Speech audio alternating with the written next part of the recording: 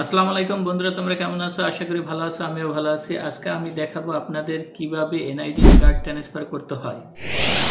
আপনারা জানেন যে এনআইডি কার্ডটি অনলাইনের মাধ্যমে ট্রান্সফার করা সম্ভব না, ওইটি অ্যানালগের মাধ্যমে ট্রান্সফার করতে হয়। একটি ফর্ম ওয়েবসাইট থেকে ডাউনলোড করে ওই ফর্মটি পূরণ করে তারপর নির্বাচন অফিসে জমা দিলে আপনার 10 থেকে 15 দিনের মধ্যে ভোটার আইডি কার্ডটি ট্রান্সফার হয়ে আসে। কিন্তু ওই ফর্মটি কোথা থেকে পাবেন বা কোন ওয়েবসাইটে পাইবেন আজকে আমি এই ভিডিওর মাধ্যমে দেখাবো। তা চলেন আমরা আজকে দেখাই কিভাবে ফর্মটি ডাউনলোড করতে হবে।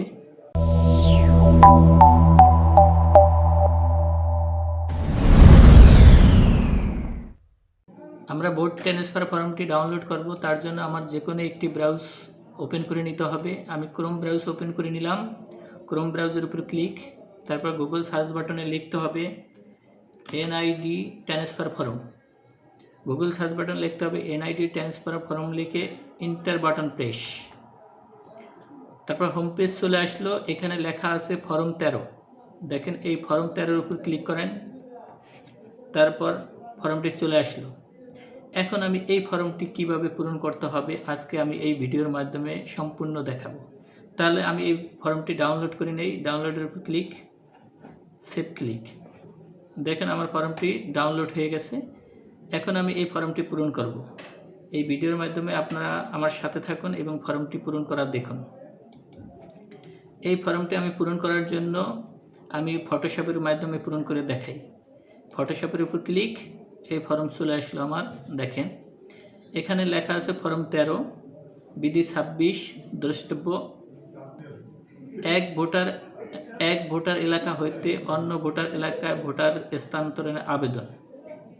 এখন দেখেন প্রাপক উপজেলা থানা নির্বাচন অফিসার। এখন এই নির্বাচন অফিসার আপনি কোথায় ভোটটি ট্রান্সফার করবেন?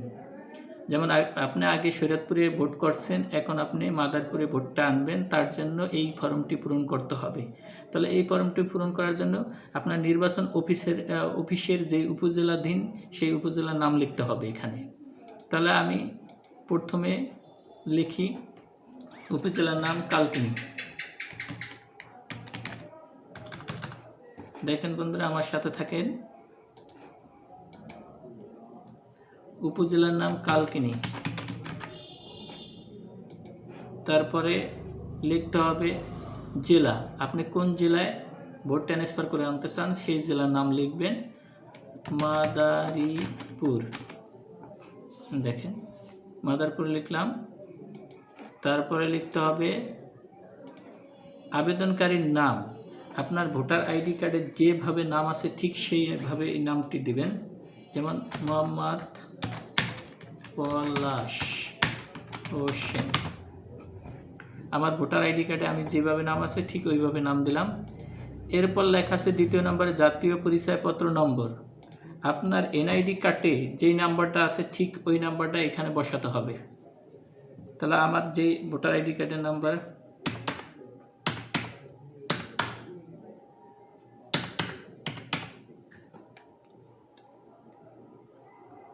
দেখেন আমার ভোটার আইডি কার্ড বসালাম। তারপর নিচে লেখা আছে জাতীয় পরিচয়পত্রে ছায়ালিপি সংযুক্ত করিতে হইবে। এখানে আছে জন্ম তারিখ, আমার এখন জন্ম তারিখ আমি বসাবো। আমার ভোটার আইডি কার্ড দেখে সম্পূর্ণ পূরণ করব, ঠিক আছে? তো আমার জন্ম তারিখ দিলাম।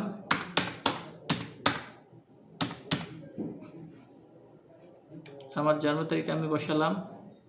এখন আমি বসাবো, এখন একটু লক্ষ্য করি বর্তমান তালিকাভুক্ত সংক্রান্ত তথ্য।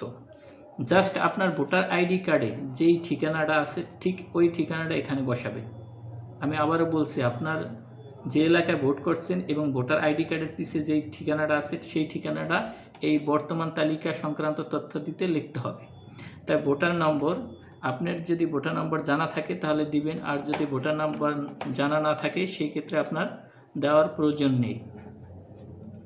তাই আমার ভোটার নম্বর আমি জানি না, আমি বসানোর দরকারও নেই। আমার ভোটার এলাকার নাম, আপনি কোন এলাকায় ভোট হয়েছেন সেই এলাকার নাম, যেমন ভেদরগঞ্জ।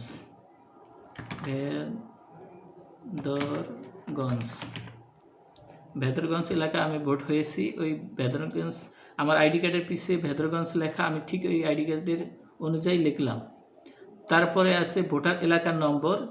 ভোটার এলাকার নম্বরটা আপনার জানা নাই, কারণ ভোটার লিস্টটিতে লেখা আছে। যদি আপনি জানেন তো ভালো বসাবেন, আর যদি না জানেন তাহলে বসানোর দরকার নেই। তারপর হলো উপজেলা, যেহেতু আমি ভোট হয়েছিলাম শরীয়তপুরে, শরীয়তপুর সদর। তারপরে জেলার নাম শরীয়তপুর জেলা, শরীয়তপুর জেলা। এখন দেখেন নিচে লেখা আছে গ্রাম, রাস্তার নাম ও নম্বর। আপনার যেহেতু শহর অঞ্চলে যদি থাকে তাহলে অবশ্যই গ্রাম এবং রোড নাম্বার আছে, আর যদি গ্রাম অঞ্চল হয়ে থাকে তাহলে আপনি গ্রামের নামটা বসিয়ে দিবেন ভেদরগঞ্জ। বাসা বা হোল্ডিং নাম্বার যদি থাকে তাহলে হোল্ডিং নাম্বার দিবেন। যেহেতু আমার বাসার হোল্ডিং নাম্বার আছে, আমি হোল্ডিং নাম্বার বসালাম। দেখেন এখন আমার আইডি কার্ডের যেরকম আছে ঠিক আমি ওইভাবেই এই ঠিকানাটা লিখলাম। এখন নিচে 5 নম্বর দেখেন, 5 নম্বরে লেখা আছে যে এলাকা হস্তান্তরের হতে ইচ্ছুক। যেমন আমি শরীয়তপুর ছিলাম, এখন আমি মাদারীপুরে ভোট ট্রান্সফার করে আনবো। তার জন্য এই 5 নম্বর কলামে আমার যেই জেলায় আপনি ভোট পরিবর্তন করে আনতে চান সেই জেলার নাম দিবেন, আর সেই জেলার নাম, উপজেলার নাম, ভোটার এলাকার নাম্বার সব বসাবেন। যাক বন্ধুরা, আমরা এখন 5 নম্বর কলাম পূরণ করব, যে এলাকার হস্তান্তর হতে ইচ্ছুক। এখন আমি এখানে দেব জেলা। আমি মাদারীপুর জেলায় ভোট ট্রান্সফার করে আনবো, মাদারীপুর জেলার নাম লিখব মাদারীপুর। উপজেলা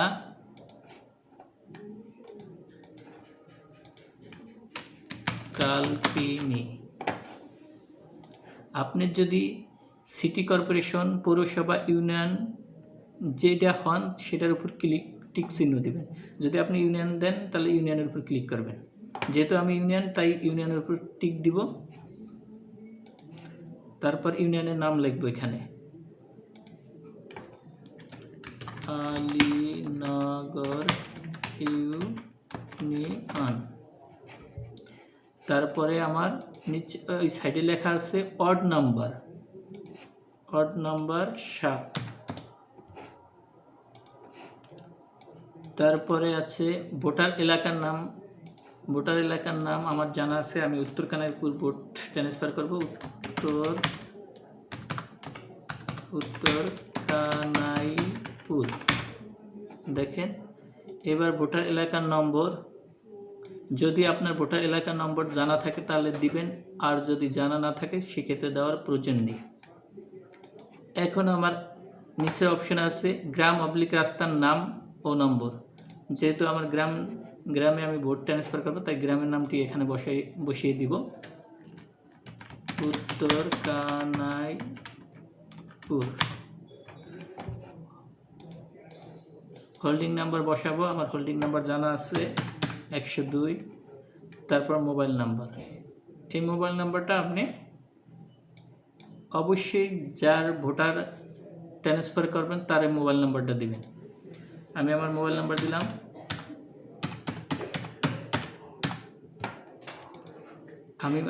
নাম্বার দিলাম। তারপরে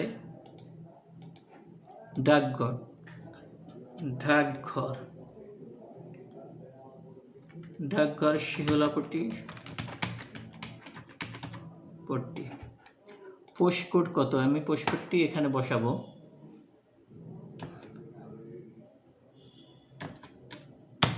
সেভেন 900। দেখেন দিলাম। এখন একটু লক্ষ্য করি বন্ধু, 6 নম্বরে লেখা আছে 5 নম্বর কর্মিক বর্ণিত ঠিকানা যে সময় হইতে অবস্থান করিতেছেন। এই যে 5 নম্বর ঠিকানায়, মানে আমি যে ভোটটি ট্রান্সফার করে আনবো ওই এলাকায় আমি কত বছর ধরে বসবাস করতেছি বা কত বছর ধরে এখানে আমি আসি সেটা এখানে লিখতে হবে। তাহলে আনুমানিক আপনি যে কয় বছর ধরে বসবাস করেন সেই বছর দিয়ে দেবেন। ধরেন আমি 5 বছর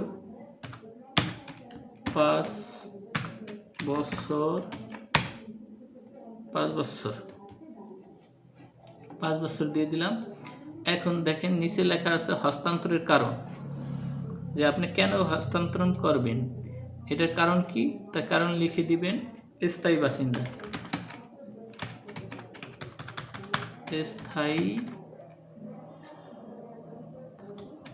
স্থায়ী বাসিন্দা।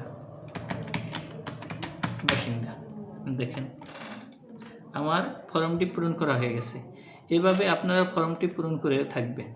এখন দেখেন আমার ফর্ম পূরণ করা হয়েছে 1 পার্ট, এখন 2 পার্ট ফর্ম আবার রয়ে গেছে। এখন আমরা 2 পার্ট ফর্ম পূরণ করা দেখাবো। দেখেন 2 পার্টে তেমন কোনো সমস্যা নেই। এখানে লেখা আছে 2 পার্টে, দেখেন নিচে ভালো করে লক্ষ্য করেন, এখানে লেখা আছে কি, কর্মী 5 নম্বর কর্মীকের বর্ণিত ঠিকানা, অবস্থান, সমর্থক নির্মেত দলিলাদি সংযুক্ত করিতে হইবে। ক নম্বর প্রথম শ্রেণীর গেজেট কর্মকর্তা, ক্যান্টনমেন্ট বোর্ডের এক্সিকিউটিভ অফিসার, সিটি কর্পোরেশন, পৌরসভা, মেয়র, ওয়ার্ড কাউন্সিলর, ইউনিয়ন পরিষদ চেয়ারম্যান কর্তৃক প্রদত্ত প্রত্যয়নপত্র। ইউটিলিটি বিলের অনুলিপি যদি থাকে, বাড়ি ভাড়া রসিদ, চৌকিদারের কর রসিদ, অন্যান্য। এখন দেখেন 8 নম্বরে বলা হয়েছে আপনি বোর্ড ট্রান্সফার করার জন্য কয়েকটি কাগজের প্রয়োজন হবে। প্রথম নম্বর 1 নম্বর হয়েছে চেয়ারম্যানের সার্টিফিকেট, দ্বিতীয় নম্বর হয়েছে চহিদারি ট্যাক্স, হোল্ডিং ট্যাক্স, সেটা আপনি কোথায় পাবেন, পরিষদ থেকে কালেক্ট করে নেবেন। তারপর হচ্ছে কারেন্ট বিলের কাগজ, আর যে আইডি কার্ডটি ট্রান্সফার করতে চান ওই আইডি কার্ডের ফটোকপি। এই 4টি জিনিস আপনি পিন আপ করে এবং ফর্মটা পূরণ করে কালকে বা যে কোনো নির্বাচন অফিসে, আপনি যেই নির্বাচন অফিসে ভোট ট্রান্সফার করতে ইচ্ছুক সেই নির্বাচন অফিসে জমা দিয়ে আসবেন। এখন দেখেন আমি এই বিষয়টা একটু পরে বলি। এখন নিচে লেখা আছে দেখেন ফর্মের 2 পার্ট, ফর্মের 2 পার্টে লেখা আছে আবেদনকারী স্বাক্ষরটি, যে ভোটার হতে ট্রান্সফার করতে চান তার এখানে স্বাক্ষরটা দিয়ে দিবেন। তারপর নিচে লেখা আছে আবেদনকারীর শনাক্তকারীর স্বাক্ষর। শনাক্তকারী স্বাক্ষর বলতে বোঝায় কি, যেমন আপনি যদি শহর অঞ্চলে থাকেন বা গ্রাম অঞ্চলে থাকেন, গ্রাম অঞ্চলে থাকলে আপনার মেম্বার অথবা কমিশনার দিয়ে এখানে স্বাক্ষর করাবেন এবং কমিশনারের নামটি লিখবেন, কমিশনার জাতীয় পরিচয়পত্র এবং তার ঠিকানা সম্পূর্ণ লিখবেন। এখন দেখেন নিচে লেখা আছে কেবলমাত্র অফিসের ব্যবহারের জন্য। একটু আপনার নিচে যা লেখা আছে একটু পূরণ করার দরকার নেই, এটি আপনার অফিসে জমা দেবেন, তারাই এটি পূরণ করবে। আপনার আবেদনকারীর 2 পার্টে শুধু আপনি স্বাক্ষর করবেন, আর কোনো কাজ নেই।